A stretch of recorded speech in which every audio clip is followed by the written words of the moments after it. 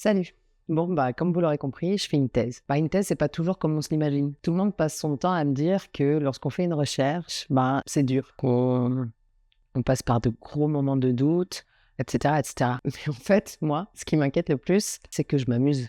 Alors du coup, je me demande un peu, quand est-ce que ça va me tomber dessus? Ou est-ce qu'il y a quelque chose que je loupe, que je devrais peut-être pas m'amuser autant? Parce qu'au final, si je prends du plaisir à faire une thèse alors que tout le monde me dit que c'est super dur, c'est peut-être qu'en fait, je fais pas bien les choses. Bon, au final, ce qui compte, c'est que pour le moment, je m'amuse beaucoup. Et puis, quand je m'amuserai plus, vous inquiétez pas, vous serez les premiers au courant. Je ferai peut-être des capsules vidéo dans lesquelles je pleure et je vous supplie de me trouver des raisons de poursuivre ma recherche. On verra ça en temps voulu. Mais pour l'instant, c'est pas la question. Donc en vrai, je me pose des questions parfois concrètes, parfois abstraites. Je cherche à comprendre ce que ça veut dire de devenir expert ou experte aujourd'hui, ce qui est assez marrant, surtout considérant le rapport que j'ai avec le mot expert, experte et même avec l'expertise, que je trouve parfois un peu indigeste, voire présomptueux. Mais du coup, je trouve que c'est déjà un grand pas de faire une thèse sur l'expertise, justement par rapport à mon rapport à ce mot.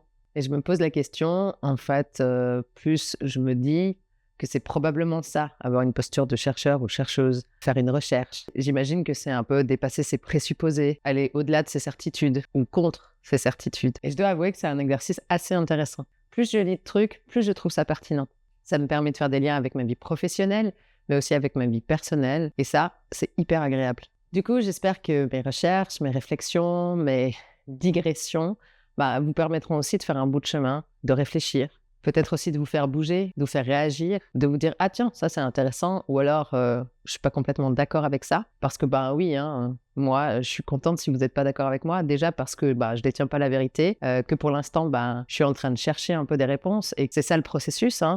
Souvent on va dans une direction puis on se rend compte que la direction n'était peut-être pas la bonne, la plus adaptée, que ce qu'on a lu ça se contredit et donc je suis complètement ouverte au fait que vous soyez pas d'accord avec moi. Et puis en plus de ça, je pense vraiment, et ça c'est ma posture aussi professionnelle, que lorsqu'on n'est pas d'accord, c'est comme ça qu'on avance, qu'on peut bouger, qu'on peut se dépasser. Alors surtout n'hésitez pas. Bon, on traitera probablement du contexte dans une autre vidéo, mais en gros, aujourd'hui, il y a une forte émergence de l'intelligence artificielle. Tout le monde en parle, il y a beaucoup de craintes. Alors, il y a plein de craintes qui sont justifiées, évidemment. Il y a d'autres craintes qui me semblent un peu moins justifiées, probablement parce qu'elles sont moins argumentées. Elles sont plus par rapport à des inquiétudes et du manque d'informations.